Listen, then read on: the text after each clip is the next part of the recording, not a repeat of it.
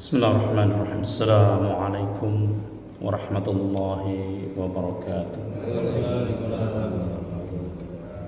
Alhamdulillahilladzi hadana li hadza wa ma kunna linahtadiya laula an hadana Allah.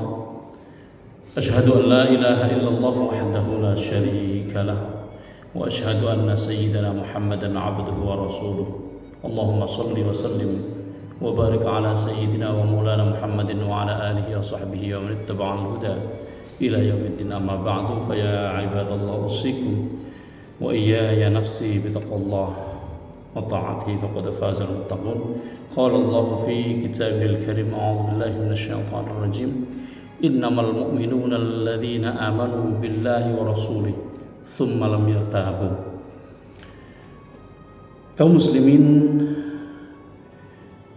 jamaah salat subuh yang dirahmati Allah Subhanahu wa taala, marilah senantiasa kita panjatkan puji syukur kepada Allah Subhanahu wa taala yang selalu memberikan rahmat, nikmat, hidayah, inayah kepada kita, sehingga kita pagi ini masih dalam keadaan sadar, dalam keadaan sehat, dalam keadaan kuat untuk melaksanakan perintah Allah, yaitu menjalankan sunnah sahur, dilanjutkan sholat subuh berjamaah di masjid.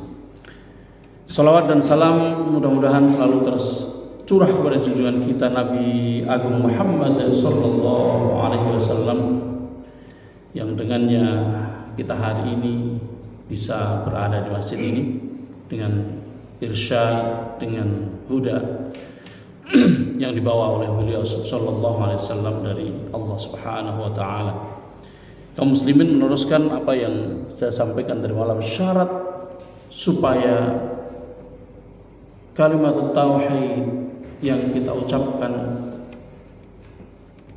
itu memberi manfaat kepada kita di sisi Allah Subhanahu wa taala. Yang kedua adalah, yang pertama tadi malam yaitu mengetahui maknanya.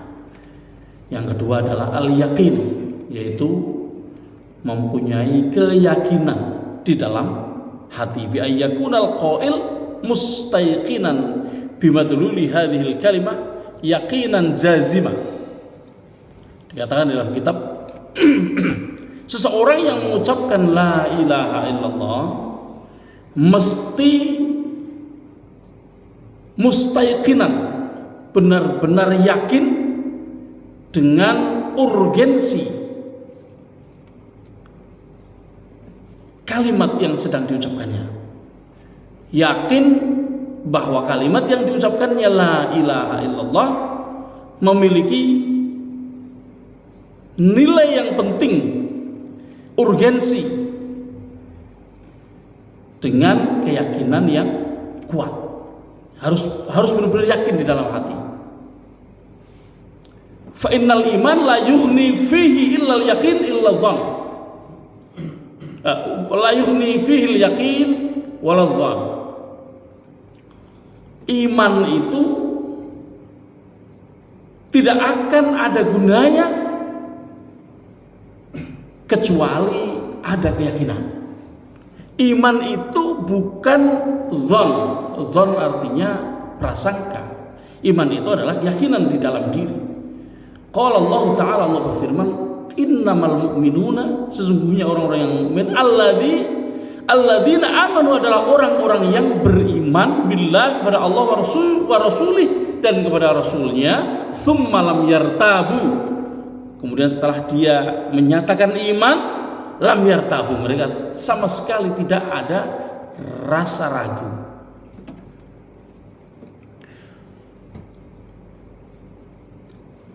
Yang berikutnya, yang ketiga, al-qabul lima iqtadathu hadhil kalimatu biqalbihi wa lisani, menerima apa yang dituntut dari kalimat ini biqalbihi, dengan hatinya dan dengan lisannya sekaligus. Wa qad haddatsana al-Qur'an anna Allah 'adzaba al-mukadzibina minal umamil ladzina rafadhu hadhil kalimah. Sudah banyak diceritakan di dalam Al-Quran bahwa Allah Subhanahu wa ta'ala memberikan azab langsung kepada umat-umat sebelum ini, mereka yang merafadu mereka yang menolak hadhil kalimat ini. Ketika diajak oleh Nabi Nuh, mereka menolaknya, kemudian mereka ditenggelamkan dengan air bah yang menenggelamkan separuh dunia. Ketika mereka menolak ajakan Lut, kemudian mereka dibenamkan di bawah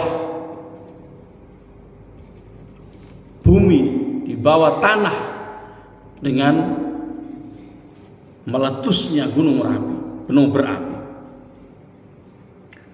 Wastakbaru, dan mereka takabur. Bahkan diceritakan di banyak ayat bahwa umat-umat yang sebelumnya ini mereka menantang, kalau memang engkau benar, datangkan azab Allah.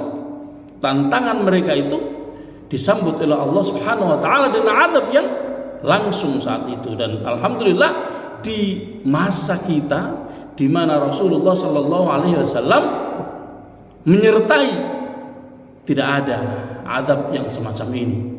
Kita patut bersyukur bahwa ini menunjukkan Allah memberikan kasih sayang yang berlebih kepada umat Nabi Muhammad sallallahu alaihi wasallam. Yang berikutnya adalah al-inqiyadu lima dallat alaihi. Orang yang membaca la ilaha illallah harus patuh, tunduk kepada apa yang ditunjukkan dengan kalimat itu. Apa maksudnya? Seseorang yang berucap la ilaha illallah, dia masuk Islam. Apakah hatinya juga mengucapkan atau tidak? Yang penting mulutnya mengatakan la ilaha illallah, dia masuk Islam. Tapi konsekuensi dari kalimat la ilaha illallah adalah harus tunduk kepada aturan yang diberikan Allah melalui agama yang disebut sebagai Islam itu. Jadi tidak hanya sekedar ngomong la ilaha illallah tapi perbuatannya tidak perbuatan yang taat, tidak tunduk kepada perintah Allah Subhanahu wa taala. Allah berfirman di surat Az-Zumar ayat 54, wa anibu ila rabbikum wa aslimu lahu, dan kembalilah kepada Allah, kepada Tuhanmu, wa aslimu lahu, dan tunduklah kepadanya, menyerahlah kepadanya. Dan dalam ayat yang lain, Luqman ayat 22, Allah berfirman wa may yuslim wajhahu lillah wa huwa muhsinun faqad istamsaka bil urwatil wuthqa. Barang siapa yang menyerah, yuslim artinya menyerah, patuh, tunduk, wajhahu lillah, barang siapa yang menundukkan wajahnya kepada Allah, wa huwa muhsinun, dan dia serius dalam melakukannya, faqad istamsaka bil urwatil wuthqa, sungguh orang itu telah berpegang teguh dengan perjanjian yang kuat. Apa perjanjian yang kuat? Dikatakan di dalam banyak tafsir, al-urwah al-wuthqa adalah kalimatu la ilaha illallah.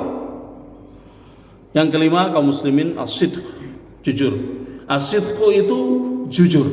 Ketika mengatakan la ilaha illallah, dituntut dari dalam diri kita kejujuran, jujur, tidak mengada-ada. Wa huwa yaqulaha shadiqan min qalbi. Jujur artinya mengakui.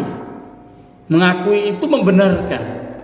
Berarti ketika kita mengatakan la ilaha illallah, maka ayyaqulaha, seseorang mengatakannya shadiqan, dengan jujur min qalbihi, dari dalam hatinya. Wa minan nasi may yaqulu amanna billah, dan di antara manusia itu ada yang mengatakan aku beriman kepada Allah, wa bil yaumil akhir, dan kepada hari akhir, wa ma hum bimu'minin, tapi sebenarnya mereka tidak yakin, mereka tidak beriman. Yukhadi'un Allah walladzina amanu wa ma yakhda'una illa anfusahum wa ma yash'urun. Mereka mencoba untuk menipu Allah dan menipu kaum mukminin. Ini di zaman Nabi dulu, orang-orang ketika Madinah sudah unggul, orang-orang banyak yang sok-sokan mengatakan aku beriman kepada Allah padahal mereka memusuhi Nabi Muhammad. Mereka hanya mengatakannya supaya selamat. Mereka hanya mengatakan dengan mulutnya tapi hatinya membenci. Mereka berusaha menipu Allah, mereka berusaha menipu kaum mukminin, menipu Rasulullah. Wa ma yakhda'una, dan mereka sesungguhnya tidak bisa menipu illa anfusahum, kecuali diri mereka sendiri. Wa ma yash'urun, tapi mereka tidak menyadarinya. Kaum muslimin, yang keenam al-ikhlas. Ketika mengatakan la ilaha illallah harus disertai rasa ikhlas dari dalam diri. Wa huwa tasfiyatul amali bisolihin niyah, yaitu memurnikan ucapan tersebut, memurnikan amal perbuatan yang dituntut dengan ucapan tersebut, dituntut oleh ucapan tersebut bisolihin niyah, dengan niat yang sesuai, dengan niat yang benar. An jami'i syawa'ibis syirki, dari semua kotoran syirik. Kotoran syirik itu ketika kita berharap sesuatu selain Allah, itu adalah syirik. Ketika kita mengharap, harapan kita hanya digantungkan kepada Allah. Ketika ada sedikit saja, karena saya begini, karena begitu, saya begini karena orang itu, saya begini karena saya sudah melakukan itu adalah syirik. Itu semua harus ikhlas, harus hilang dari dalam diri kita ketika kita sudah menyatakan bahwa la ilaha illallah. Yang terakhir adalah mahabbah, kaum muslimin. Lihadhil kalimah